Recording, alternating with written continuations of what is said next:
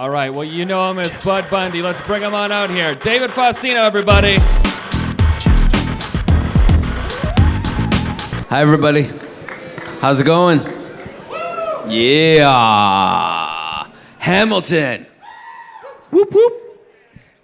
So, do you do lots of these things? Do you do a lot of cons? I would say, like, average maybe 2 to 3 a year. Cool. I've been to Niagara Falls. I did the Niagara Falls convention, I want to say, maybe 3-4 years ago. Cool.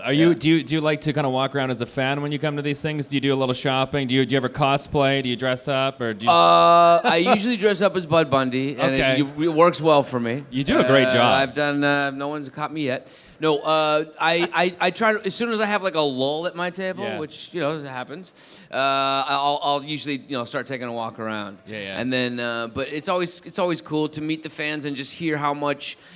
Because you don't realize, like, when you're doing a show, how much it affects the fans, or how much laughter it brought to their home, say, or with their family, until you meet the fan. Thank you. Until you meet the fans and they tell you, and so it's cool. And you've been in the acting game for a long time. How old were you when you started? You were. Well, my very, very, very first gig, I come from a Showbiz family, so I kind of Yeah. just literally fell out of the crib and into it. My first job was on a Lily Tomlin special. I was 3 months old. I was a little baby. I played her daughter. Wow. So literally, like, your entire life, you've been doing this. Yeah, my entire life. And then from then, even before Married with Children, I did Fantasy Island and Love Boat and Family Ties, and what's the one with Michael Landon, of course, Little House on the Prairie, and all that stuff. And then I auditioned for Married with Children when I was 12, and I actually didn't get the job the very first run. They shot the pilot with 2 other cast members who played Bud and Kelly, and for whatever reason, it didn't work out, lucky for us.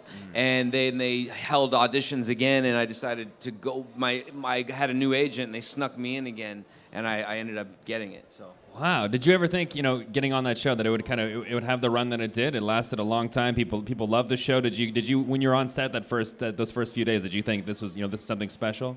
Well, I was so young, but I knew it was really funny because, like, everybody. You would hear this rumble about it being one of the funniest scripts people had read in years, and the laughter that was happening on the set. But as a kid, you don't, especially the kind of adult humor that Married with Children had, you don't really get most of the jokes. And then about the 3rd season is when we really, really, really took off, and it became like this giant. Then you couldn't even leave the house. It was kind of wild. And did you not? You directed a I couple. didn't know. I wrote a couple episodes, Yeah. and I've directed other things, but not a Married with Children episode. That's right. I thought because you wrote an episode. Was your brother in that episode? Was My that right? brother- Or is that my brother incorrect Wikipedia information? Right No, there? he did 2. Well, there is a piece of incorrect Wikipedia information that says I have another brother with a different last name that I've never heard of this individual, by the way. I have no idea who he is or why he's my brother, but my actual brother, Michael Faustino, was in 2 episodes. Okay. One of the episodes, he played the car wash attendant. He looks we're pretty similar. And then the other episode he did was the Santa Claus episode. It was a Christmas episode where he plays one of the neighbor children, and he's sitting on Al's lap, who's playing Santa.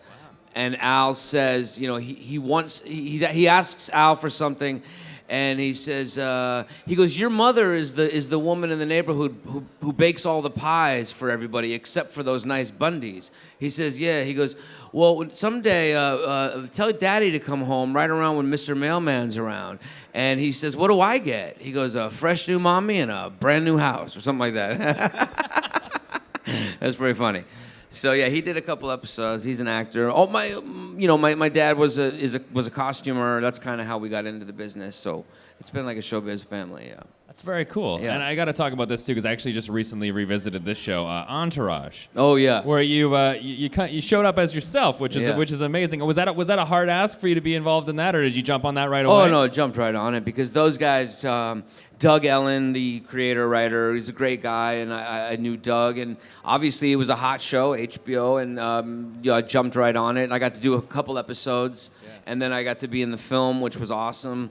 And so they've been really loyal and just a great group of guys, especially Kevin, both Kevins, just great guys. I've known Kevin Connolly. He did a show that Ron Levitt, who created Married with Children, he created another show called Unhappily Ever After, which Kevin starred in. Yeah. That people either loved or hated that show. It was basically, as Ron Levitt said, he said, well, it's the same. He would compare it to Married with Children. He'd say, same show, we just have a puppet. So, but Kevin starred in that show, and he's a great guy, so it was fun to do. And of course, you've done a lot of other things besides the acting on screen stuff. A lot of writing as well, and which is what you're currently doing, right? You're doing still doing a lot of writing. Yeah. Well, I created a show called Star-ving for Crackle a few years back that I created, produced, directed along with my partners. And then right now I'm writing a half-hour pilot that I just finished writing, which I'm really happy about, excited about. We're taking it out now. So I just stay creative in that way. And then, as you mentioned, I think the voiceover stuff is what really keeps me busy right now has been voiceover. It's been a tremendous second career for me. I've been really blessed and lucky to have that over the last 15, 20 years. And it's a great gig. I used to, miss the sort of glitz and glamour of being on set, which I still enjoy and all of that. But after having a child and settling down, when you compare a 14-hour day on set to a hour to 2-hour recording session down the street from your house, it doesn't compare. So I'm really starting to appreciate it for what it is now. Wow. So how do you go into doing a voice acting or a voiceover role? How do you prepare? How does that differ from what you do on screen? I won't lie. It's easier. I'm not gonna try to BS. It's easier. However, that said, you have to put the exact same amount of you have to fully 1,000% go for it, but you're not on screen, so you can act a little more, and also you don't have to memorize really. So I'll get really familiar with it, but it's a lot easier. But the way I prepare is almost like I would prepare for an acting job. I try to give it 1,000% and really commit and go for it.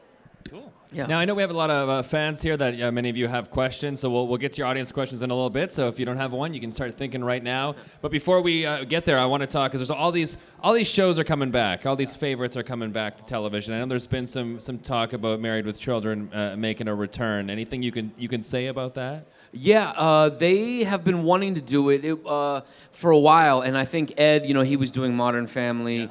Yeah. Katie was doing Sons of Anarchy. And so I think they were hesitant, and then now they really want to do it, both of them. I've talked, and Christina. The problem now is that there is a legal issue that they've run into with the son of one of the creators, who's been very difficult to work with Sony, and so he's made it almost impossible. So I don't know that it will happen. We'll see if they can work out the issue. It will, and if they don't, it won't, and it's that kind of simple. Yeah. Would you guys want to see it return? Yeah. Yeah, I think it would be a lot of fun, especially, the streaming services. You can get away with, in some regards, you can get away with more raunchy humor, but in some regards, you can nowadays get away with less raunchy humor, depending on what the joke is. Yeah, how do you think the show would kind of change now? It would have to change a little bit. There's certain jokes that flew years ago that obviously wouldn't go anywhere now, and vice versa. Do you think it would still kind of hold up, or have to be kind of totally revamped? I think it would have to be revamped slightly. Yeah. Not a lot, but yeah, revamped. I don't think Al could say some of the things. Well, I guess Al would be retired out of the shoe store now, but maybe not. Knowing Al, he'd still be there, breaking his back. Right? Yeah, till he'll die there. Yeah. So he wouldn't be able to. Yeah, he wouldn't be able to say some of the things that he said in the shoe store, I think, to some of the ladies that came in there, maybe, and a few other jokes, but no. What do you think Bud would be up to now? What do you think? Bud, what would Bud be up to? He'd probably be the one that, somehow got rich somehow, Yeah. He somehow got rich. And like some weird pyramid scheme, and it just worked out. Yeah, it worked out, and being the way that they treated him that whole time, he probably doesn't give them a dime. Yeah, it doesn't help them out at all. I think we wrote this thing already. Let's just get into production. Let's go. All right, now audience questions. Anybody out there have a question for David? Just throw up your hand and we'll get to you. And let's start. Yeah, let's start right there in the back. Funniest blooper moment. Funniest blooper moment on Married with Children. Let's see.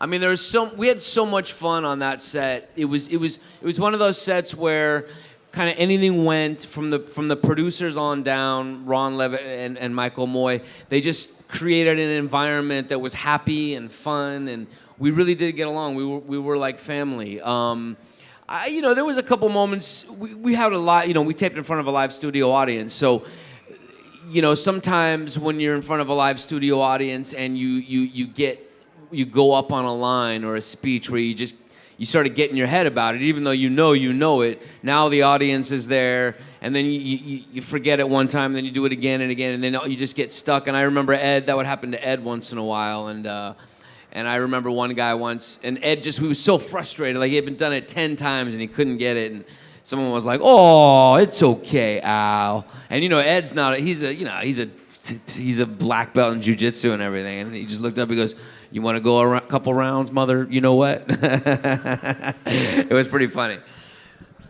Amazing. Thank you so much. Another question. Let's go to you first, over on the side. Yep.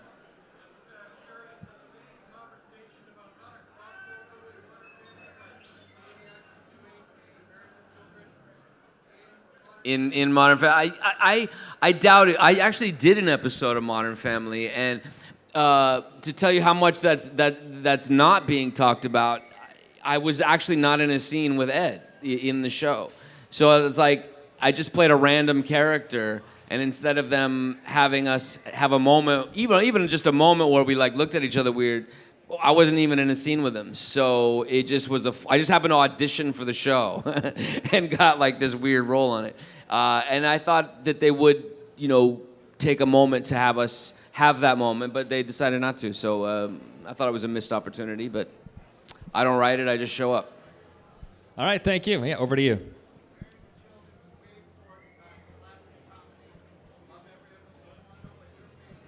My favorite episode of Married with Children. Okay, so my favorite episodes, I have a couple. I have 3, I think. I think my first favorite one is when Santa Claus is supposed to parachute down into the mall and ends up dead in our backyard. Yeah, which was a great. We're trying to have our Christmas dinner, and the coroner is coming in and out, and it was pretty funny. And I remember one of my favorite lines was, it was when the original Steve was there, David Garrison, and we're sitting there eating, we're stuffing our faces, and like I said, they're carrying a dead body out, and Steve looks at it, he goes, "You ghouls!" And then Al turns to him and goes, "What do you want us to do, Steve? Quit eating?"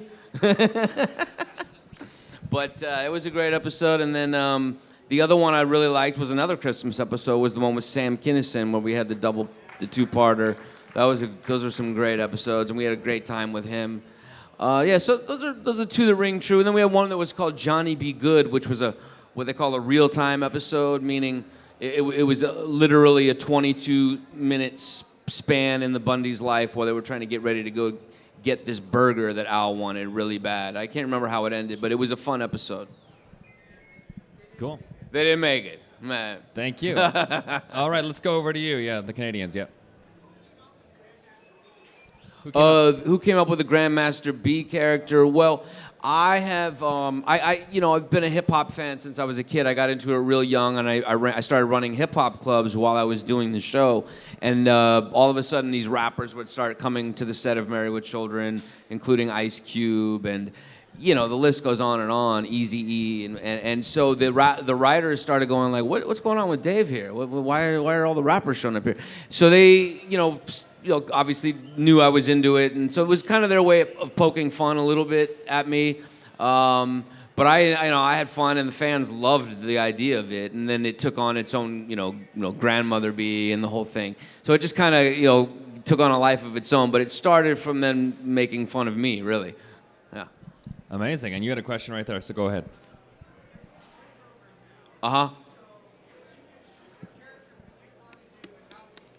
Which character would you want to do? Which character would I want to do, and how would I sound? I don't. I don't have an answer for that. The way I do it is I read these great auditions and scripts that come through with these great characters, and some of them are just so funny and so well written, as great or better than any live action characters on television. And as a matter of fact, not to yank my own chain, but the character I play on Dragons, which is the How to Train Your Dragon series, which is on Netflix, the series version. I play Dagger, who's this bumbling idiot bad guy who thinks he's just this evil genius, and really he's just this moron. And it's so much fun to play because it's just fun, that kind of writing, that kind of comedy. Cool. Thank you. We had a question, right in the back. Let's go there.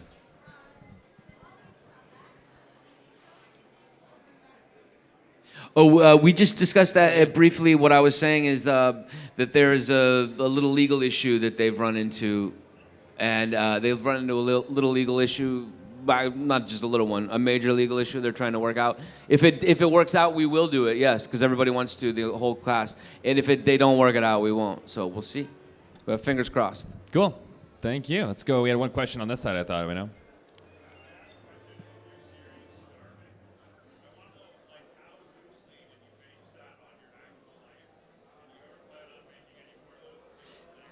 Oh, thank you. He was asking about a show called Star-ving. I mentioned it early on that my partners and I created for the Crackle platform.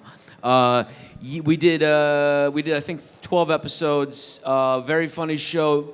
Very loosely. I play myself in the show. It's a very cartoonish version of what my life would be. And when I say cartoon, as you know, I mean we really take it there. We take it to 11. None of these things would actually happen in real life. But we took my life and said, what would happen if I was completely destitute, spent all my money, and we kind of took it from there. And I live in the Hollywood Hills, but there happens to be this house, which you see in the show, that's up the street that has been abandoned and everything for years. And it's been sitting there dilapidated. So we're like, let's make that my house.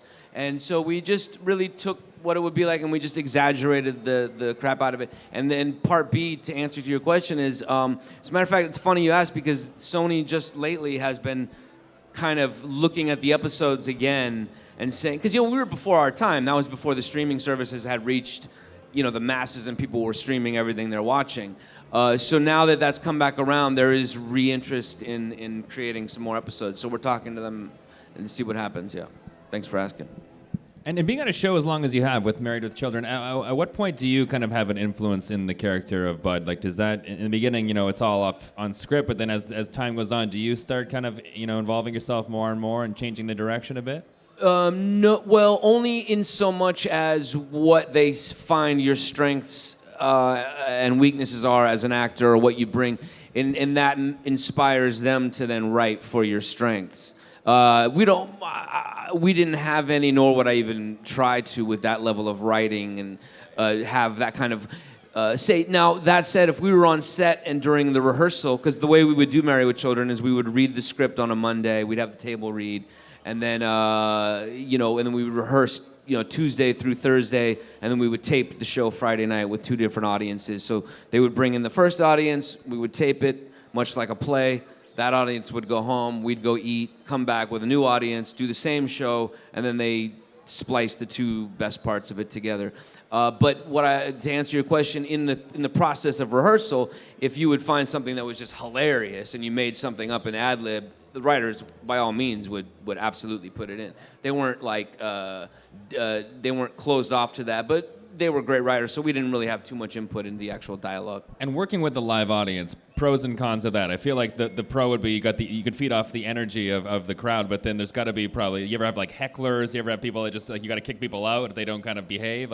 Well, toward the end, a lot of people, they would show up just drunk, to be quite honest with you. They really would, and because they would, they'd have these it was a huge college show, and you'd have these buses full of party kids, and they would just be wasted. And those shows weren't as fun because they weren't genuinely they were kind of laughing at the idea of it, and they weren't really listening. So those audiences, but for the most part, for me, I prefer an audience any day over a not audience, because like you said, it really just feeds you. You know, you would rehearse something all week long and then not find the exact right way to play it, and the audience would show up, and somehow intuitively you would just do something that was you never even knew was there before. It's a weird phenomenon. And then going to the last day of production of shooting the show, what was that like? Do you remember that day?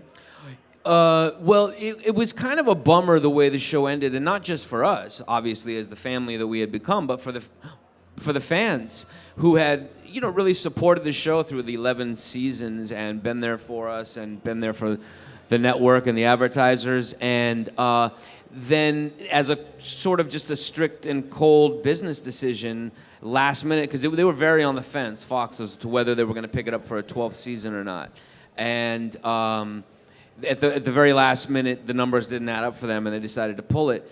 Unfortunately, they tried to trick the audience into this like final episode that they advertised to the audience, and people were like, "Oh, this is the final episode," and they tuned in, and well, obviously it wasn't a final episode; it was just an episode, and I think it was a cruel kind of way to end it for the fans. Not to mention us, of course, we didn't even know, so we left going home that night not knowing if we were coming back. And so it was kind of a bummer to end a show that was on that long that way. But at the end of the day, we all had a blast doing it. And it was an 11-year tremendous run. And I think we brought a lot of laughter to a lot of people. And so, yeah, we had a good time doing it. So as they wrap it up and they start to kind of, you know, dismantle everything, do you take anything home as a little souvenir of your memories of set? There was an episode, I don't know if you guys remember this episode. I don't even remember. It was the most bizarre episode where I feel like it was... like Kelly and I were doing this like TV show, and it was like a castle, and I had this puppet that was I was talking. I don't know what that was, but anyway, I ended up with that puppet, and I did end up, because the life-size dolls that we used to use, that they would throw off the roofs and stuff, they would actually they made a cast of our face, and it was actual body weight, so it was you know. I'm only weigh 125 pounds, so it was a 125-pound thing. So I actually got to keep that as well while we were doing it. And I used to put it in my back seat as my carpool passenger. It was really terrifying to look in the rear view and have this basically dead version of yourself staring back at you.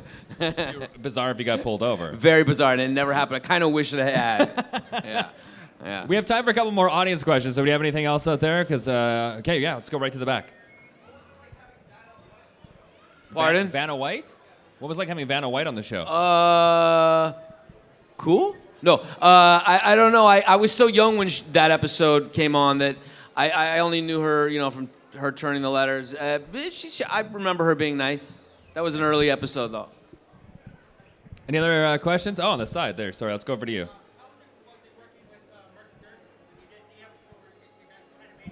Oh, yeah, that's Marcy right. Someone at my table had reminded me about that earlier. He's talking about the episode where Marcy and I kind of have a moment, right? It was cool. I mean, you know, Amanda's great. I mean, she doesn't prefer my type, but she's a great woman. We had a great time doing it because we're such good friends. It was a gas. Christina, the whole cast, just a great set, man. I mean, we didn't fight, and there was no egos, and it was just a really great set. Well, the first Steve, David Garrison, he had a little bit of a toot. I love the guy, but I think he wanted, you know, when the show first started, I thought they think it was going to be more about the neighbors and them together, and the kids would kind of come in and out. Well, actually, when Christina and I started, you know, finding our voices, and the writers started writing a lot more for us, I think David was a bit disappointed about that, which is what sent him back to New York. They didn't fire him; he left on his own accord. They wanted him to stay. They tried to get him to stay, and he wouldn't. And to this day, I've talked to him, and he says it was one of the biggest mistakes he's ever made in his life. As you can tell, because the movie career he went on to was just tremendous. Kidding. Ted's great. Ted McGinley, who played Jefferson. Love Ted. One of the nicest people you can possibly meet. Great guy. Yeah, talking about kind of looking back in retrospect, and, considering you started so young, anything knowing what you know now, would you have changed when you stepped into the industry? I mean, like anybody with a life. I mean, what would you have changed about yours? Well, you were young, and then the acting world it's challenging, and there's a lot of Yeah. Well, oh, you mean regarding? Yeah. No, regarding the just. No, I mean to be part of an iconic show that lasted for 11 years and to meet the fans across the world, man, across the world, it's just mind-boggling to me. I would never give that up for a heartbeat. And I still make a living doing what I love, whether it be in voiceover or on camera, and I'm just really grateful. I love what I do. I don't even have an education. There's nothing else I could do. I was educated on set, so you know how that goes. And being such a young actor when you started, do you think it's easier now for young actors in Hollywood, or do you think the game has changed a lot since then? I think in some regards it's easier for young actors in that there's more content. There's a lot more content. I mean, when we were coming up, there was 3 channels: CBS, NBC, ABC, and then we ushered in Fox. So in one regard, there's a lot more opportunity for young actors. On the other hand, with social media now, and it's just so odd. I didn't have to worry about that growing up. About everything you say now is scrutinized, and so I feel for the young kids who are young and ignorant and trying to just do the best they can and grow up, and who are under a microscope the way they are. Because if everything I did at that age was blasted onto social media, I probably would have been locked up in jail. I don't. I mean, I was just a wild kid, Yeah. So. I feel bad for that, but also having the fans and having people just constantly you'll do something that you think is great, and then you're gonna get tweet about it, and you're kind of doubting yourself now. They can really yeah, it's bizarre. Yeah, it's bizarre. Yeah. I used to, when Twitter first came out, you'd go to the club and you go out and come home and you drunk tweet. I stopped doing that early on. The worst thing you can do is drunk tweet, as Roseanne Barr proved to us. Right? Well, we have time for a couple more audience questions, then we got to wrap it up. So yeah, let's go over to you.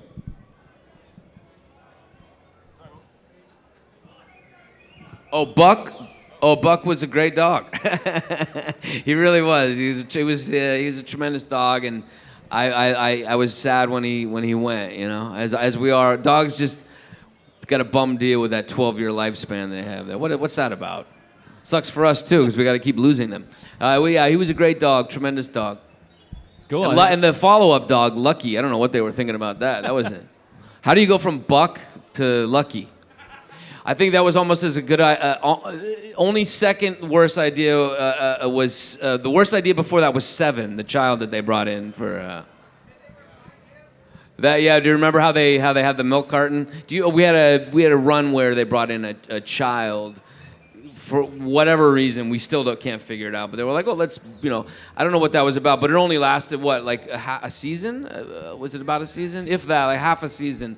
And then they realized it, so they wrote him out. And but later on, there was an episode, in a subsequent episode, we were eating breakfast and there was a milk carton, and you pan in on the milk carton and you see Seven's face. Have you seen me? On the milk carton. It was pretty funny. So how often do you revisit the show? I feel like you're compared to some other people who've done shows years ago. Your memory is pretty sharp still. You're still pretty fresh. Well, because those moments stick out, those classic moments. But a lot of these people, they remind me of the favorite episodes. Like, oh yeah, that's right.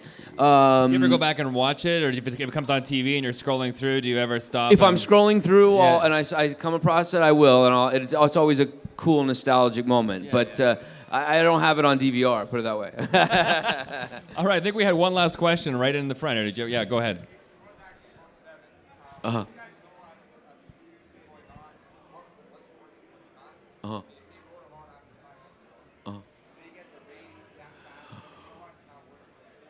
He's asking about if there's like a storyline or a character that if it's not working, how long do you have to figure that out? Is it ratings?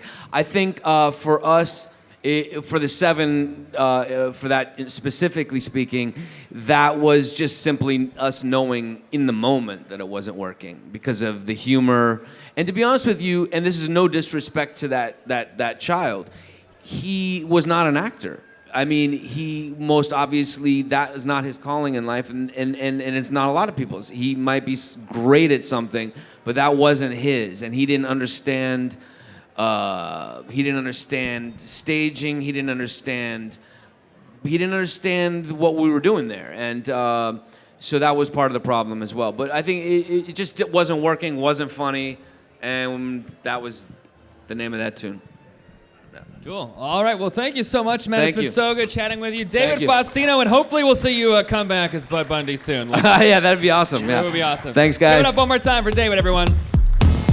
Thank you for watching the Convention Junkies coverage of the 2018 Hamilton Comic Con. Please like, comment and subscribe to see more, and let us know below what you think of this video. If you would like to help us with future projects, please visit our Patreon page.